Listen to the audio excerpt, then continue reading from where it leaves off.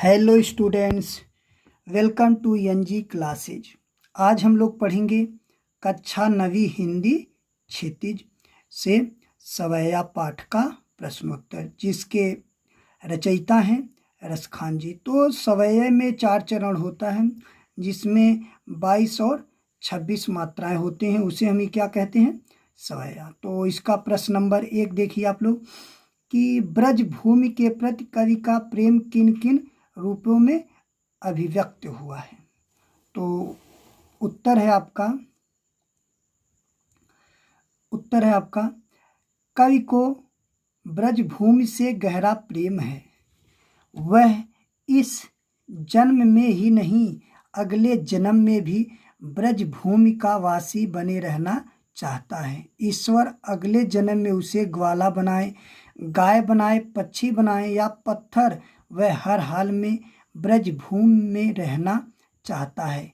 वह ब्रजभूमि के वन, बाग, सरोवर और करील कुंजों मतलब कांटेदार झाड़ियों पर अपना सर्वस्व न्यौछावर करने को भी तैयार है। मतलब रसखान जी की इच्छा है कि अगले जन्म या इस जन्म या अगले जन्म में यदि मुझे इस जन्म में नहीं मिला, अगले जन्म में यदि मुझे चाहे गाय के रूप में, पक्षी या ग्वाला या पत्थर किसी के रूप में यदि मेरा जन्म हो तो कहाँ हो?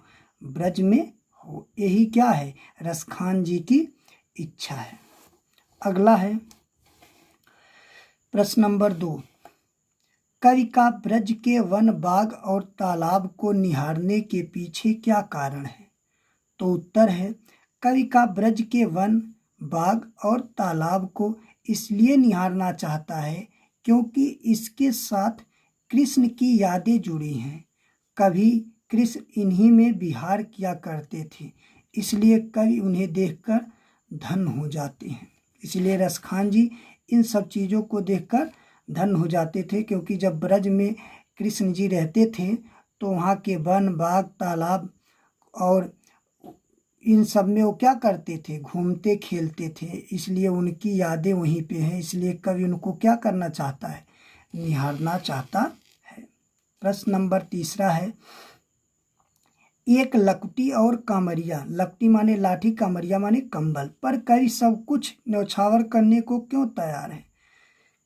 तो श्री कृष्ण, उत्तर है श्री कृष्ण रसखान जी के आराध्य देव। वो श्री कृष्ण रसखान जी किसके आराध्य थे?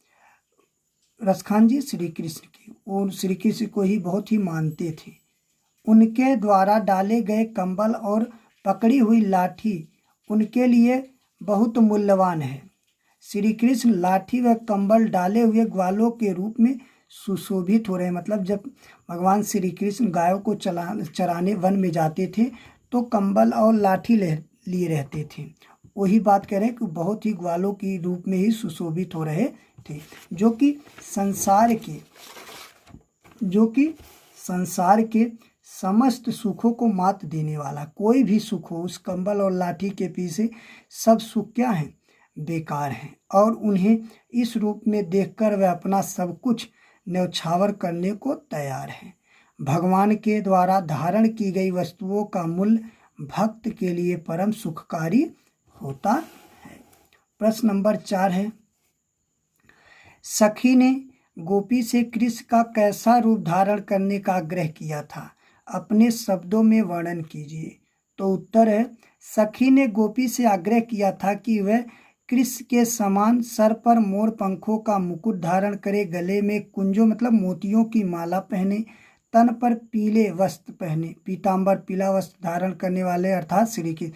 तो श्री कृष्ण भगवान क्या करते थे? पीला वस्त्र पहनते थे, हाथों में लाठी थामे और पशुओं के संग विचरण करें।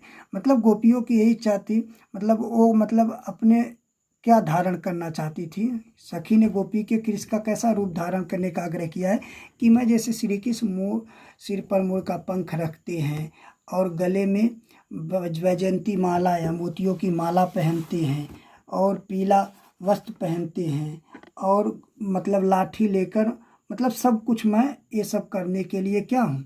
तैयार हूँ। आगे आपके अगला क्वेश्चन है, आपके विचार से, पांचवा, आपके विचार से कवि पशु पक्षी पहाड़ के रूप में भी कृष्ण का सानिध्य क्यों प्राप्त करना चाहता है? तो उत्तर है, मेरे विचार से रसखान कृष्ण के अनन्य भक्त हैं। उन्हें किसी भी रूप में कृष्ण सानिध्य प्राप्त करना है।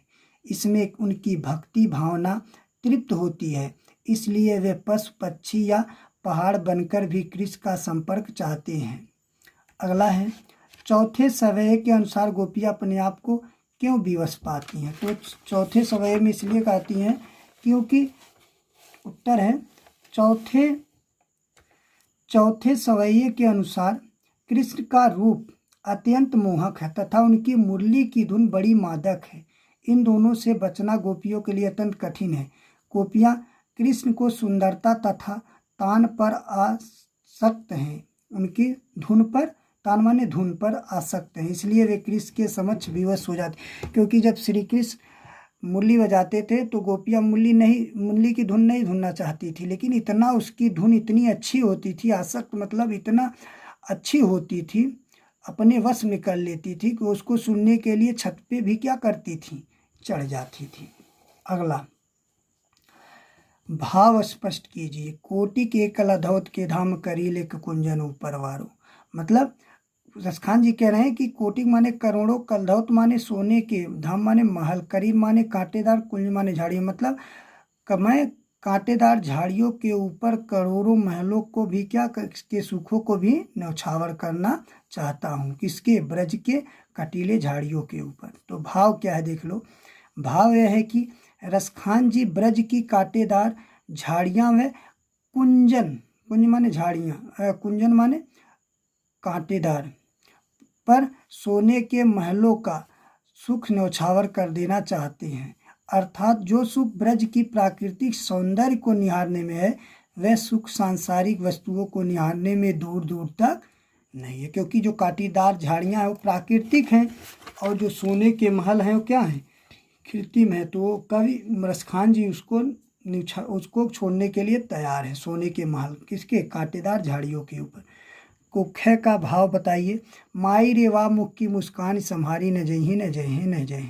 मतलब एक गोपी अपनी माँ से कह रही कि हे माँ, कि जो श्री कृष्ण की मुस्कान है मुझसे संभाली नहीं जाती है। न जहे न जहे न जहे, न इस वर्तमान में, भविष्य, वर्तमान, भूत और भविष्य तीनों कालों के लिए यहाँ पे वर्ण है। न जहे न जहे न जहे। तो भाव क्या है? भाव यह है कि कृष्ण की मुस्कान इतनी मोहक है कि गोपियों से वह झेली नहीं जाती है। अर्थात कृष्ण की मुस्कान पर गोपियाँ इस तरह मोहित हो जाती हैं कि लोक लाज का भी भय उनके मन में नहीं रहता है और गोपी कृष्ण की तरफ खींची चली जाती है। प्रश्न नंबर 8 है, प्रश्न नंबर 8 है आपका, कालंदी कून कदम्ब की डार में कौन सा अलंकार है? तो इसमें कै वर्ण है, इसलिए क्या होगा? अनुप्रास। जहाँ पे एक ही वर्ण बार बार आए वहाँ पे क्या होता है? अनुप्रास अलंकार होता है। 9वां क्वेश्चन है, काव्य सौंदर्य स्पर्श या मुरली मुरली धर अधरा धरी अधरा न धरूंगी। तो यहाँ पे क्या है कि मुरली माने होता है बंसी, मुरली माने बंसी, और या माने मगर, या माने मगर, और अधरा माने होता है नीचे के ओट, मुरलीधर माने श्री कृष्ण, और धरी माने धारण, धरी माने धारण, और अधरा माने होता है नीचे, और धरूंगी मतलब होता है मैं उसको धारण नहीं करूंगी। मतलब मैं श्री कृष्ण की मुरली को, मैं श्री कृष्ण की मुरली को नीचे के ओठों पे धारण नहीं करूंगी, क्योंकि गोपियाँ मुरली को क्या करती हैं? अपना सौतन मानती हैं। तो भाव देख लीजिए। गोपियाँ अपनी सखी के कहने पर कृष्ण के समान वस्त्राभूषण तो धारण कर लेगी, परंतु कृष्ण की मुरली को अधरों पर, मतलब नीचे के ओठों पर नहीं रखेगी। उसके अनुसार उसे यह मुरली सौत की तरह प्रतीत होती है, अतः वह सौत रूपी मुरली को अपने होठों से नहीं लगाना चाहती है। काव्य में ब्रज भाषा तथा सवैये का सुंदर प्रयोग हुआ है, जिससे चाँद की छटा निराली हो गई है। लय और मैं वर्ण की आवृत होने के कारण यहाँ अनुप्रास अलंकार है। बाकी हम नेक्स्ट वीडियो में पढ़ेंगे। धन्यवाद।